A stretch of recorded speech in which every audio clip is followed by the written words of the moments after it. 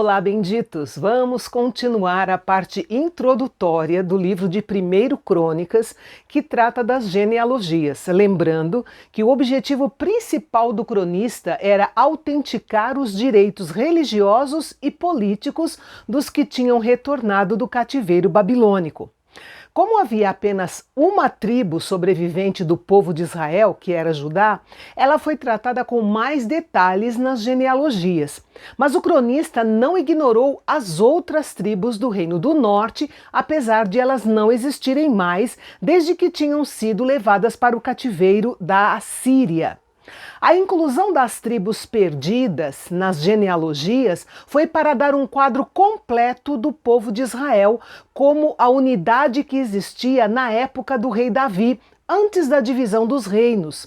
Além disso, ele queria mostrar que o antigo propósito de Deus, que operava no meio do povo de Israel unido, continuava operando através do seu povo restaurado, através da tribo de Judá. Os primeiros versículos nos trazem a linhagem de Issacar. Dos 4 filhos de Issacar, o cronista destaca apenas a linhagem do seu filho Tola, mas enfatiza que todas as famílias de Issacar eram numerosas, com chefes, muitos homens valentes e poderosos. Depois temos os descendentes de Benjamim, mas sobre essa tribo nós veremos mais detalhes no próximo capítulo, ok? Mas eu gostaria de chamar a sua atenção sobre o versículo 12, que traz uma informação interessante. Diz que Uzim era filho de Aer. Muitos acreditam que Aer é uma referência oculta à tribo de Dan, que não é mencionada em nenhum outro lugar nas genealogias. Em Gênesis 46, Uzim é mencionado como único filho de Dan. Por isso é que é possível que a tradução para Aer seja Dan. É possível também que a exclusão da tribo de Dan, da linhagem dos filhos de Israel, tenha começado quando ela oficializou a idolatria, depois de ter massacrado os habitantes da cidade de Laís, conforme está registrado no capítulo 18 de Juízes. Foi algo tão sério que a linhagem de Dan não aparece nem mesmo entre os selados das tribos de Israel no livro de Apocalipse. Os versículos 14 a 19 nos mostram os descendentes da meia tribo de Manassés, que vivia do lado oeste do Rio Jordão, junto com as demais tribos. Essa genealogia tem um caráter diferente das outras, com uma ênfase particular nas mulheres, sugerindo uma origem no mundo social doméstico. E eu quero destacar aqui a pessoa de Zelofeade, que gerou apenas filhas. E as suas 5 filhas trouxeram um novo conceito em Israel sobre os direitos das mulheres, reivindicando a herança do seu pai. E quando Moisés foi consultar ao Senhor Deus sobre a reivindicação delas, o Senhor respondeu: as filhas de Zelofeade estão com razão. E a partir de então foi feita uma adequação na lei de Moisés para favorecer as filhas dos israelitas de um modo geral. Os versículos 20 a 29 nos trazem a linhagem de Efraim. Efraim era irmão de Manassés, ambos filhos de José, nascidos no Egito, antes dos 7 anos de fome que assolou a terra.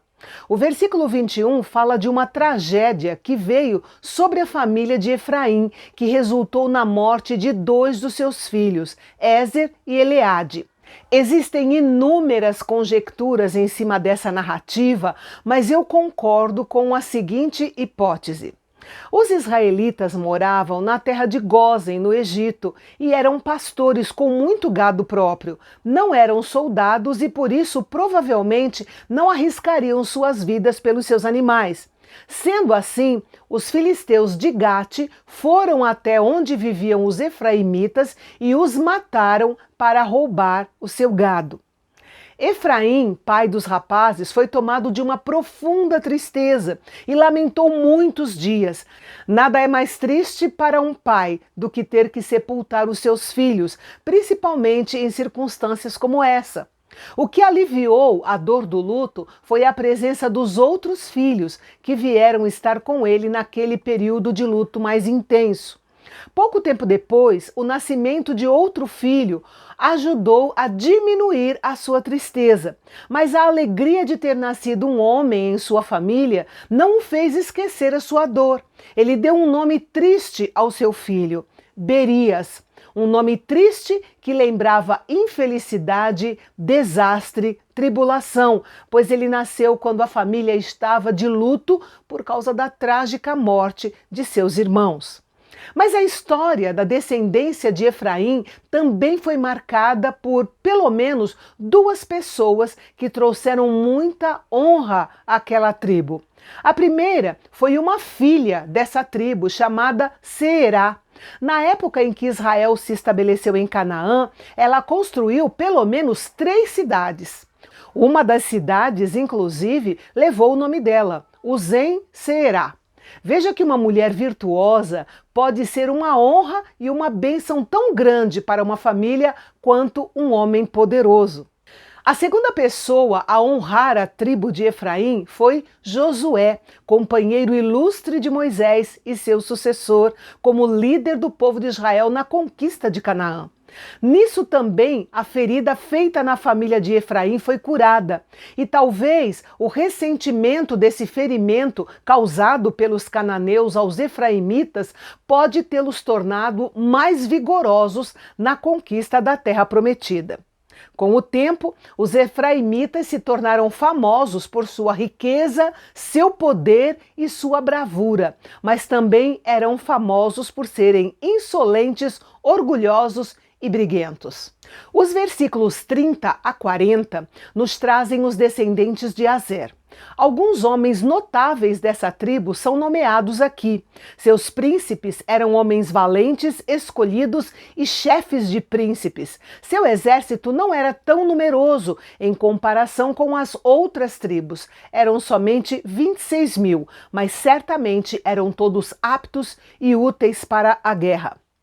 E um último detalhe sobre a tribo de Azer é que os rabinos dizem que as descendentes de Azer eram muito bonitas e eram casadas com reis ou sacerdotes. Aqui são citadas apenas 2 delas, Sera e Suá.